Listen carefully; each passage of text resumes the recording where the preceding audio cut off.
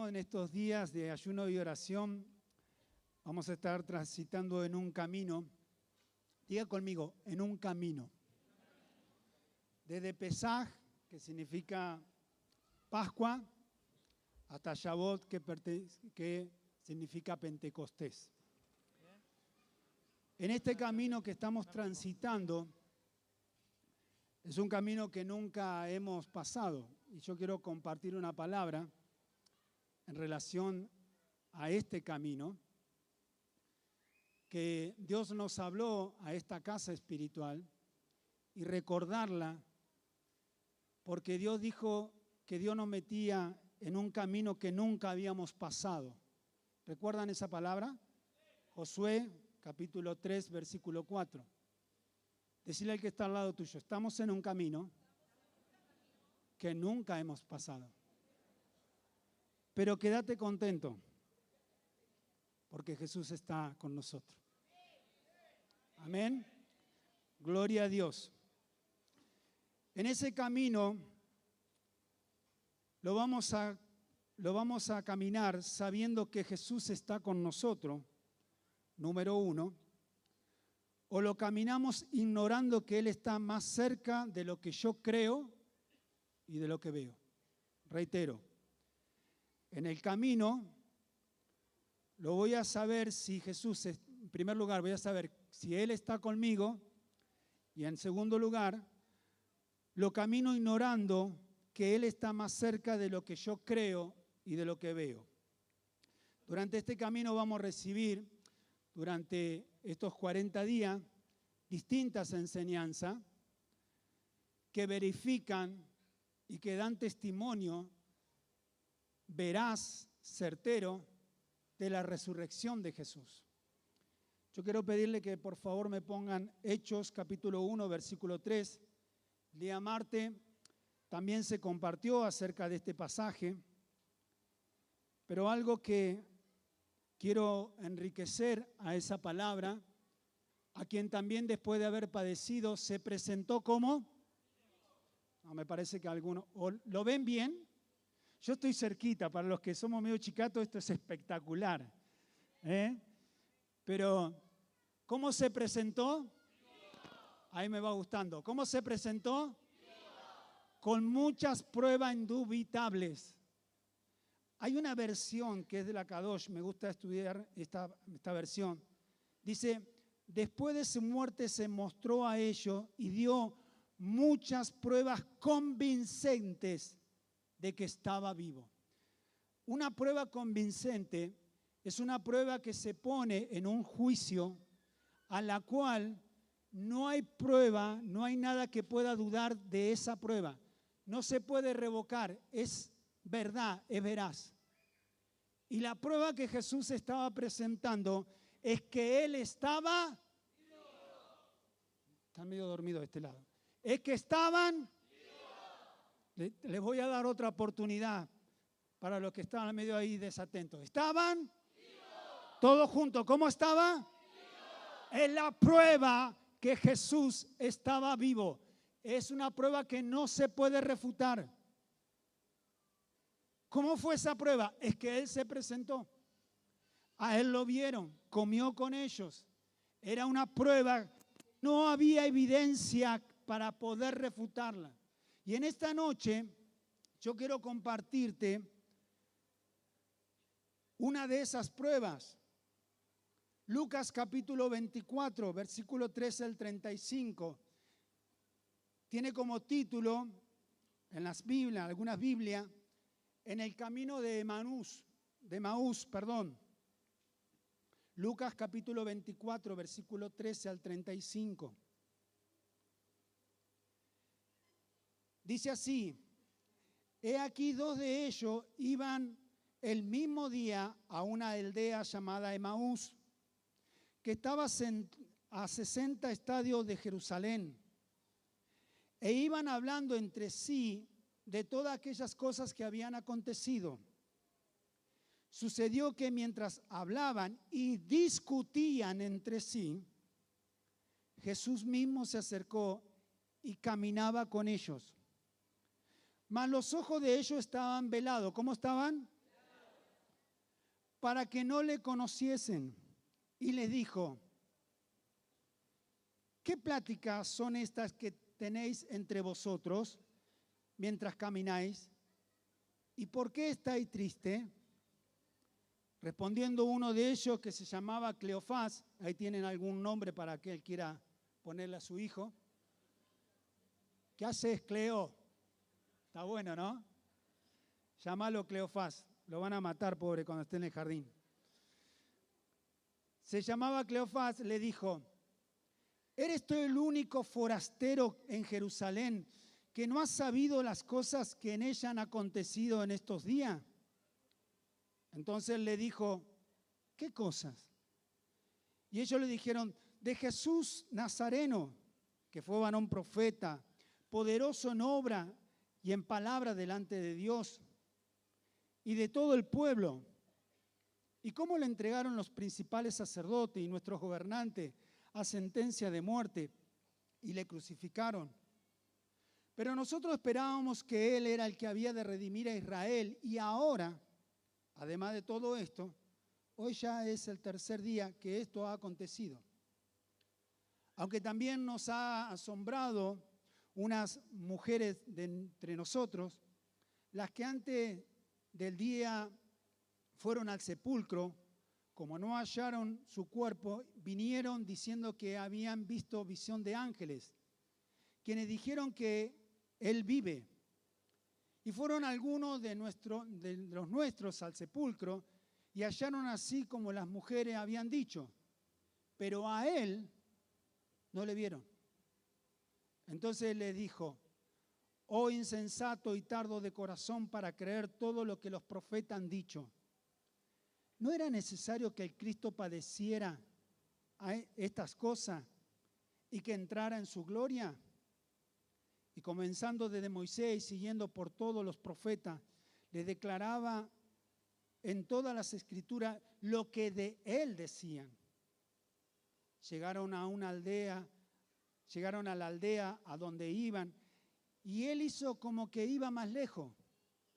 Mas ellos le obligaron a quedarse diciendo: quédate con nosotros, porque se hace tarde y el día ya ha declinado.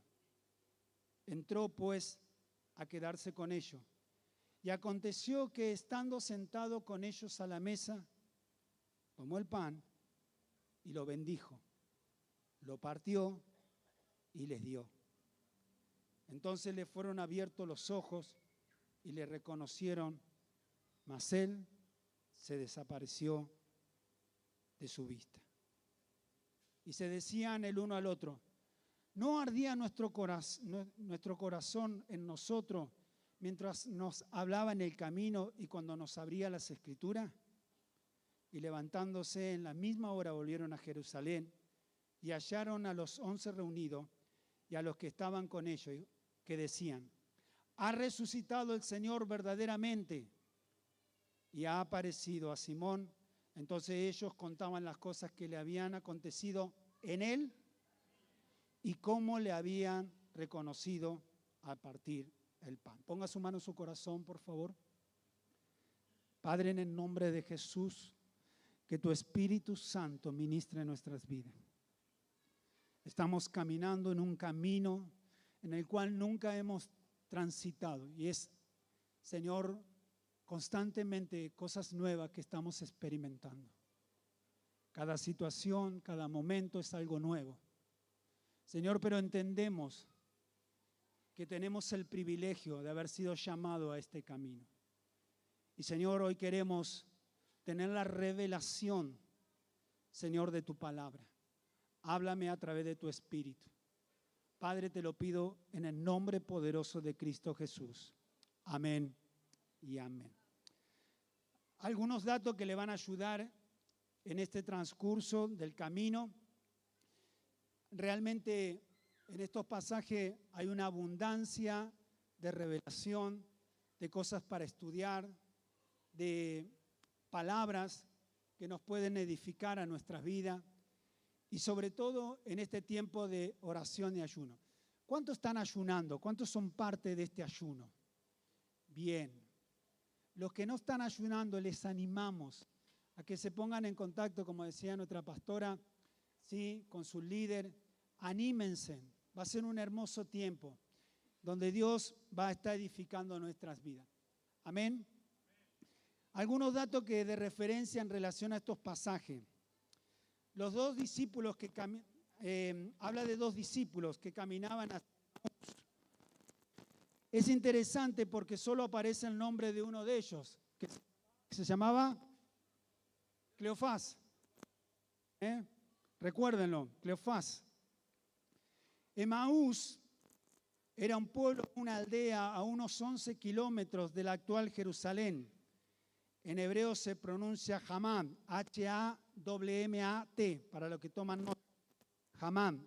No sé si lo pronuncio bien, pero le pasa.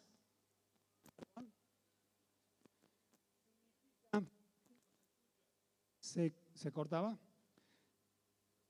En hebreo, Hamam significa primavera templada.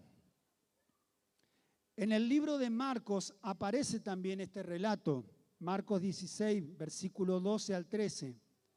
En el relato que recién vimos, leímos más de 12, 13 versículos. Pero en el libro de Marcos es muy interesante poder tomar unas referencias que aparecen ahí, porque podemos extraer que solamente 2 versículos aparecen en el libro de Marcos.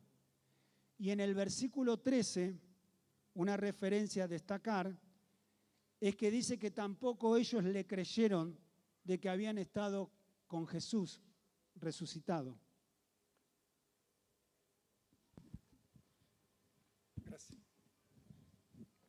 ¿Ahí me escuchan? ¡Oh, qué hermosa voz que tengo!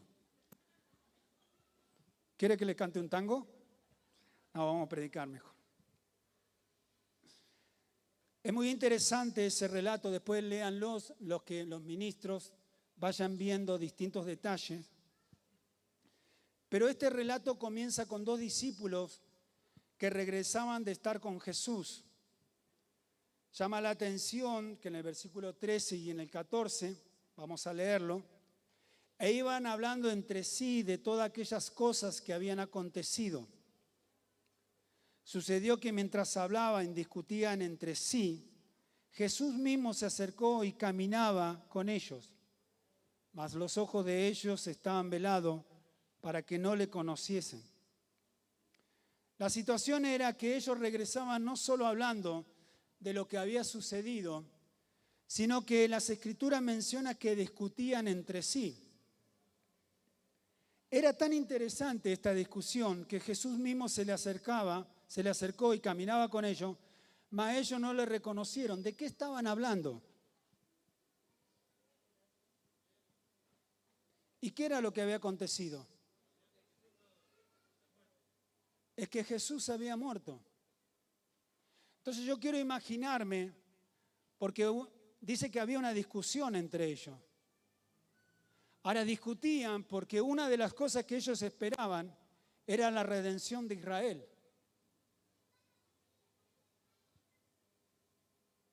La discusión era tan acalorada, era tan enfocada en lo que estaba sucediendo en ese momento, en esa ciudad, y de todo lo que había sucedido, es que Jesús comienza a caminar al lado de ellos y estos discípulos no se dan cuenta.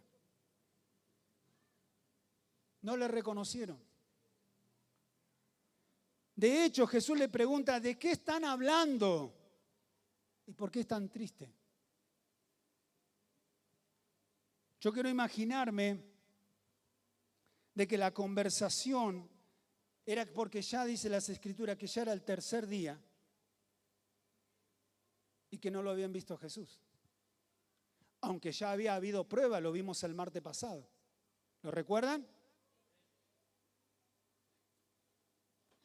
El hecho es que muchas veces hay distintas discusiones, hay distintas situaciones, hay un ámbito, hay una atmósfera donde solamente se habla de eso y no podemos ver lo que está sucediendo, algo que está tan cerca de nosotros como es la presencia de Jesús. Muchas veces Hay situaciones que nos enfocan.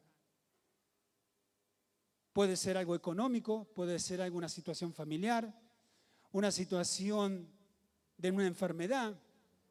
Y que nos estamos olvidando que en este camino, el que va al lado mío es Jesús. De hecho, discutimos entre nosotros. Es que yo te dije que esta situación no íbamos a salir. Es que me dijo y no cumplió.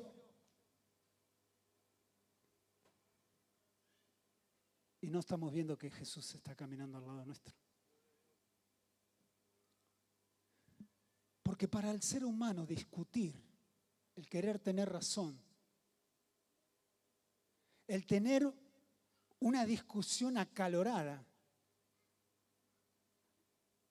habla de querer tener siempre la razón. Y acá no se trata de quién tiene la razón. Acá se trata de saber quién está caminando con nosotros. Por eso te dije al principio, es que en este nuevo camino nosotros tenemos que entender quién camina con nosotros o ignoramos quién es el que está caminando con nosotros. Y qué tan cerca está Jesús con nosotros. Y esa es una evidencia de su resurrección, de que Él está vivo, que camina conmigo, que Él está conmigo. La respuesta de Cleofás es muy interesante porque dice, ¿eres tú forastero? Busqué la definición de un forastero porque me llamaba la atención cómo nombra a un forastero, no reconociendo, sabiendo que era Jesús. Porque un forastero es un extraño, un extranjero. La palabra en griego es parakeio, una palabra que se describe a alguien que se encuentra lejos de casa, un peregrino, un inmigrante. Jesús para esta persona era un extraño. Para ellos alguien que no solo era ajeno a la situación que pasaba en el lugar, sino lo ven como una molestia. Su apariencia, el entrometerse en su conversación, en su camino, termina siendo un extranjero. Nosotros tenemos un prejuicio de la imagen de Jesús. Y eso hace tener un precepto erróneo de nuestro Mesías. El Jesús que se le manifiesta no era el Cristo de la cruz, porque la imagen que ellos tenían, la última imagen que ellos tenían, era la del Cristo crucificado.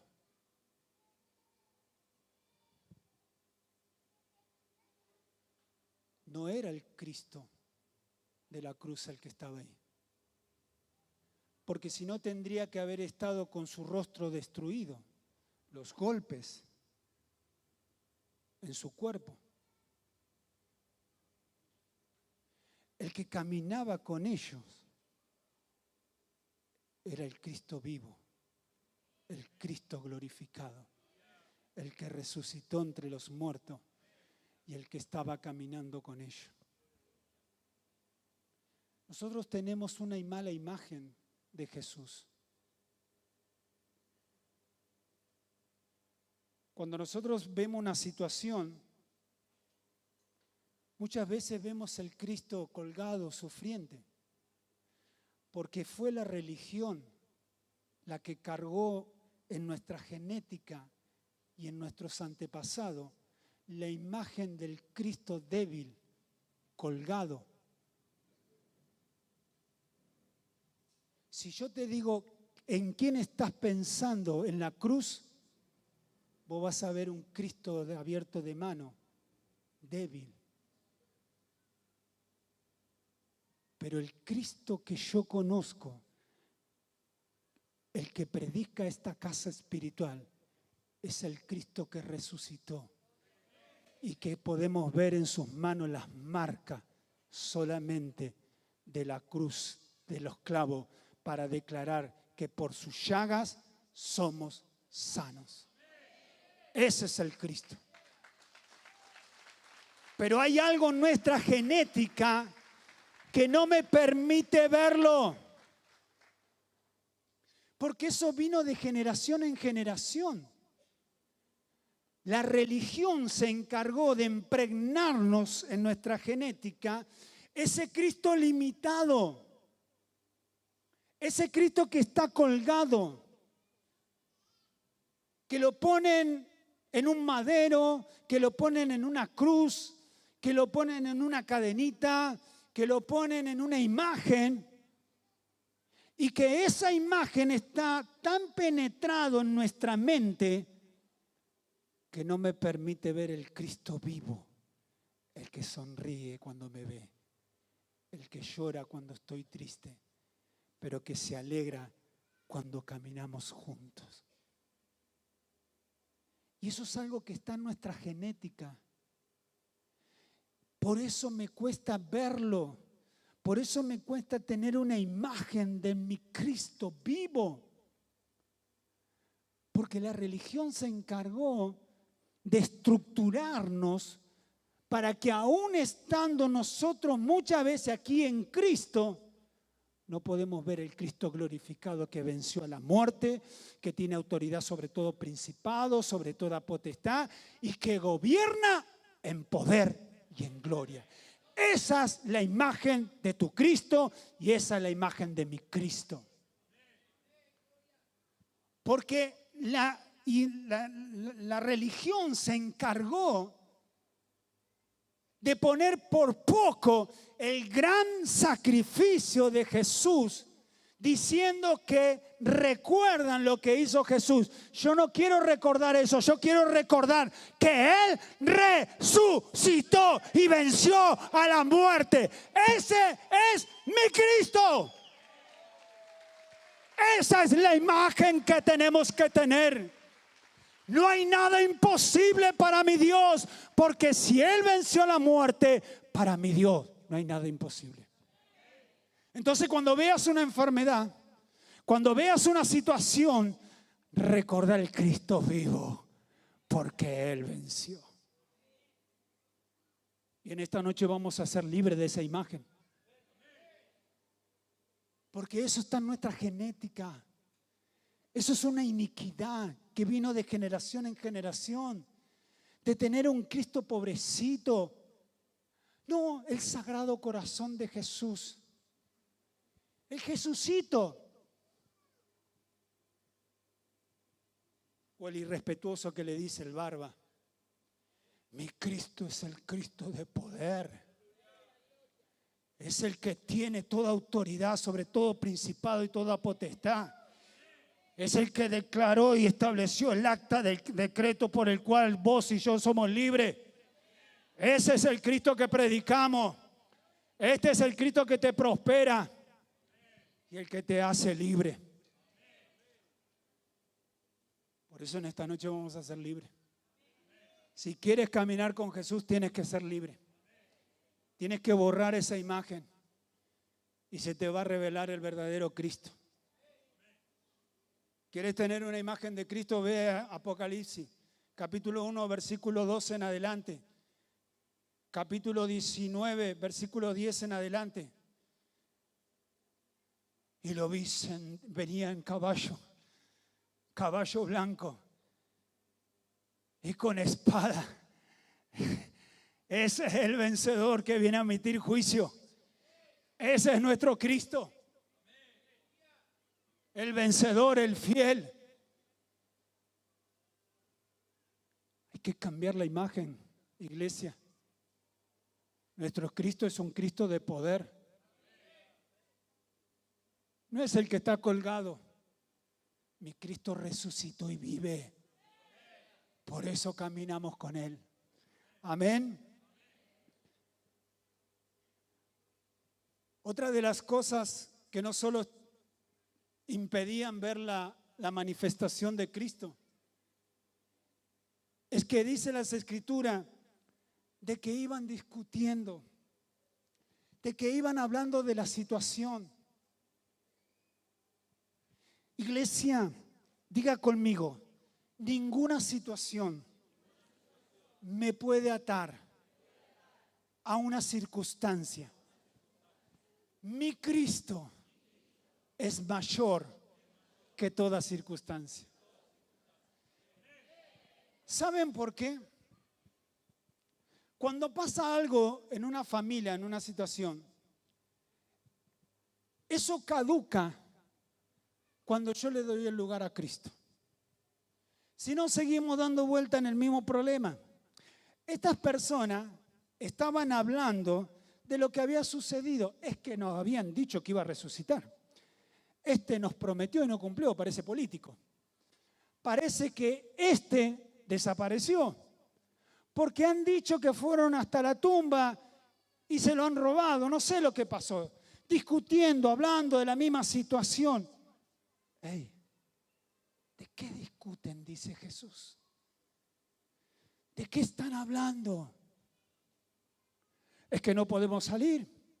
Es que de esta situación, de esta enfermedad, de este problema, de esta situación familiar no podemos salir. Es que pasa esto y pasa el otro. Es que el país, que Argentina, que la guerra, que esto y que el otro. ¿De qué están hablando? Dice Jesús. Jesús puede hacerlo. ¿De qué estás hablando? ¿Qué estamos discutiendo? ¿Qué queremos tener la razón? ¿De qué queremos tener la razón? Si el que me dice que el que está al lado mío me está diciendo, ese no es mi lenguaje.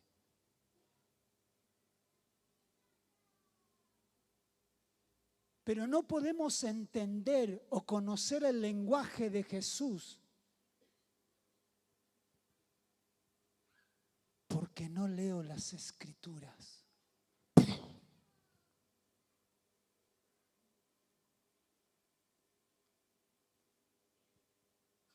Porque los evangelios relatan los hechos y la vida de Jesús.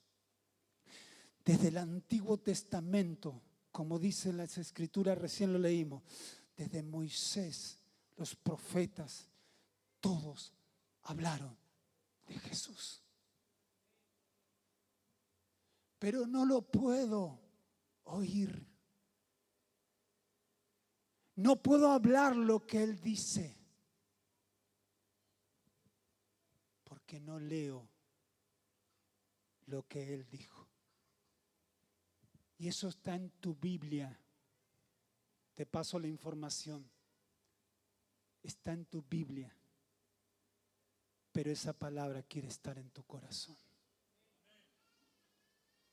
Porque si no, no lo puedo reconocer cuando Él habla.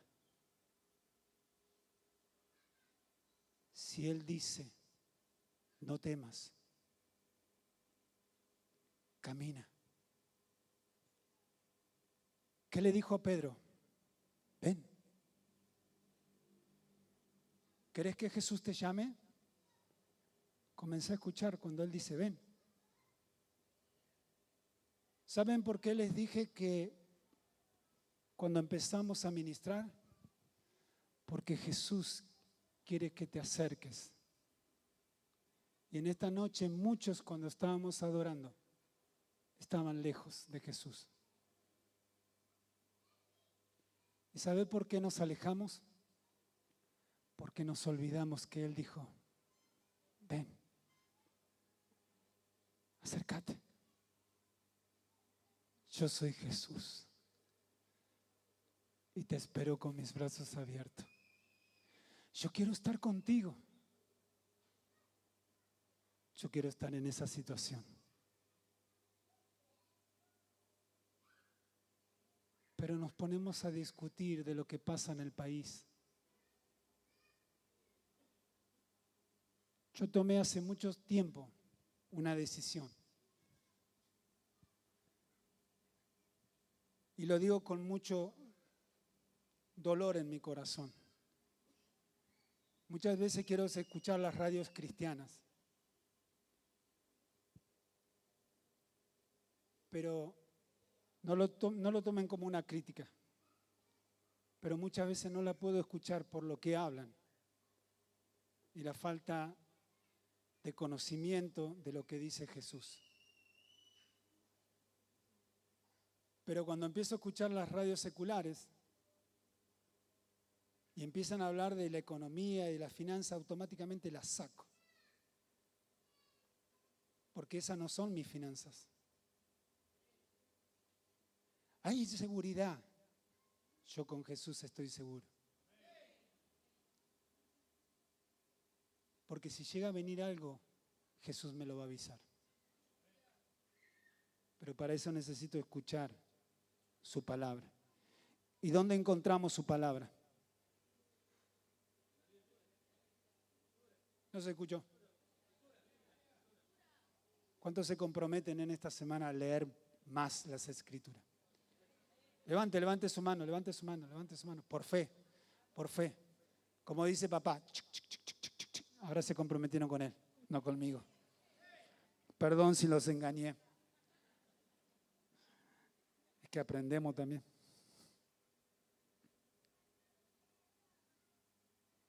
Aconteció que estando sentado con ellos a la mesa, tomó el pan y lo bendijo, y lo partió y les dio. Entonces le fueron abiertos los ojos y le reconocieron, mas él se desapareció de su vida. Esto es muy interesante, porque la mesa, la cena que se preparó, fue el lugar de la revelación. Un hogar, levante su mano, mi hogar va a ser el sitio donde Jesús viene a estar conmigo.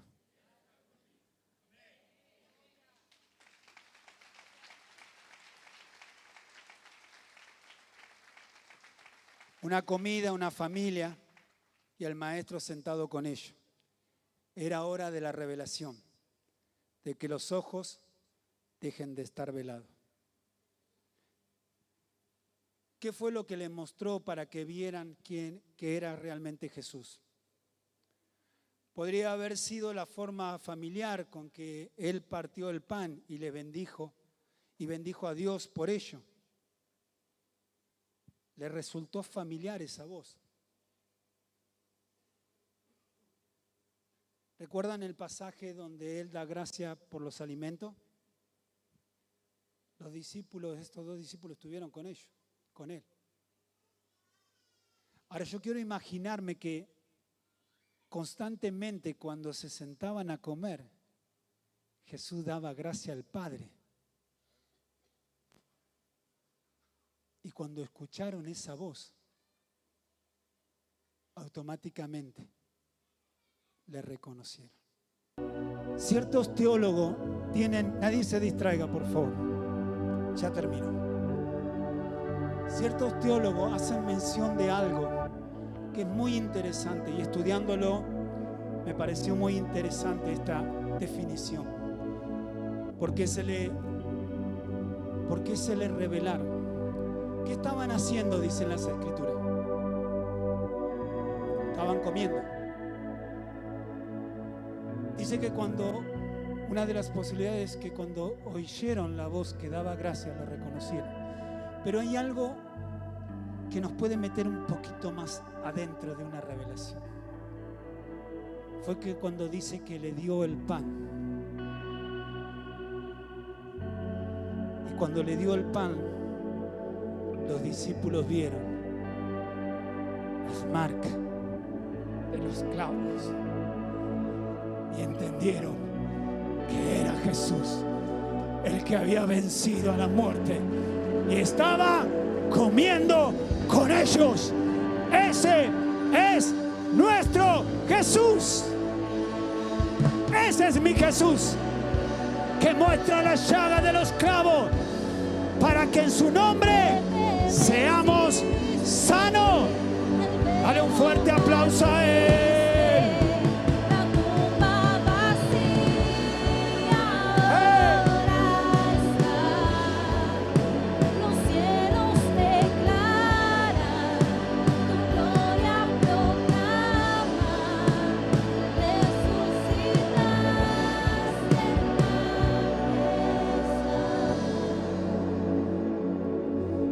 tema es que Jesús puede estar muy cerca nuestro y nosotros no nos hemos dado cuenta, porque podemos ser como estos dos discípulos que acabamos de estudiar, que a medida que iban caminando a Emaús no se dieron cuenta. Por eso te dije en el principio de que en este camino que Dios nos metió tenemos dos opciones. Y es muy interesante poder entender que esas dos opciones, lo camino sabiendo que Jesús está con nosotros, o lo camino ignorando que Él está más cerca de lo que yo creo y de lo que veo. En esta noche Dios te hace un desafío, iglesia. Es con quién quieres caminar. Hace muchos años determiné en mi corazón, y en el primer retiro de pastores y obreros que fuimos en la ciudad de Neuquén, con muy poco conocimiento de las escrituras, un predicador dijo: ¿qué le gustaría de que suceda en su vida? En mi interrupción de mi corazón y en esa locura que siempre he tenido por el Señor, me paré y le dije: yo quiero que yo y mi casa servamos al Señor. Y los religiosos me miraron. Sí, yo creo y quiero que en mi casa y yo sirvamos al Señor. Ese es mi anhelo, porque determiné que Jesús sea el centro de mi vida y de mi familia y de mis próximas generaciones. ¿Con quién quiere caminar en esta noche? La iglesia va a seguir avanzando, la iglesia va a seguir conquistando. Ahora, ¿tú con quién quieres caminar? ¿A quién has determinado que sea el centro de tu familia? Tu casa, tu habitación, tu familia, una comida va a ser el lugar donde Jesús está y se te va a revelar, para que no ignores, no solo cuando veas sus llagas en sus manos, sino que cuando escuches su voz lo reconozcas y digas: Jesús está aquí, Jesús está aquí. Ponte de pie, iglesia. Jesús está aquí. Jesús está aquí. Él es el que ha vencido. Ese Cristo se te tiene que revelar.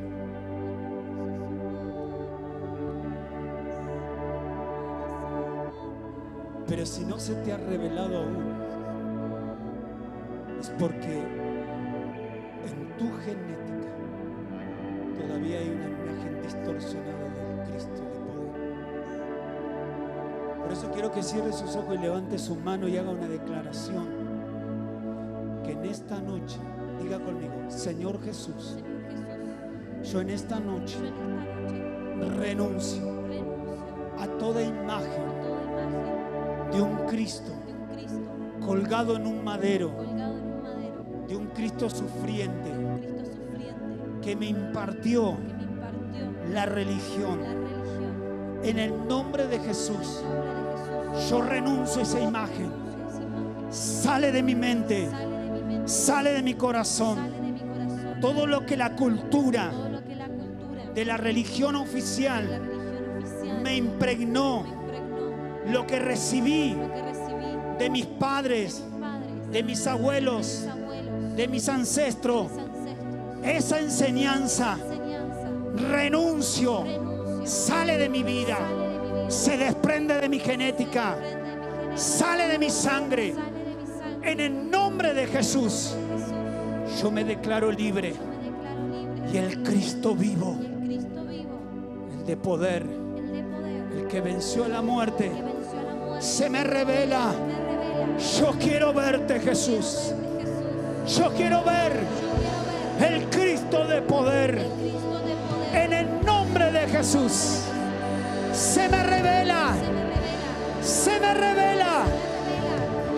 deseo en mi corazón de verte, de contemplarte y que camines conmigo. Que camines conmigo, Jesús. A partir de hoy, caminas conmigo, Jesús. Amén.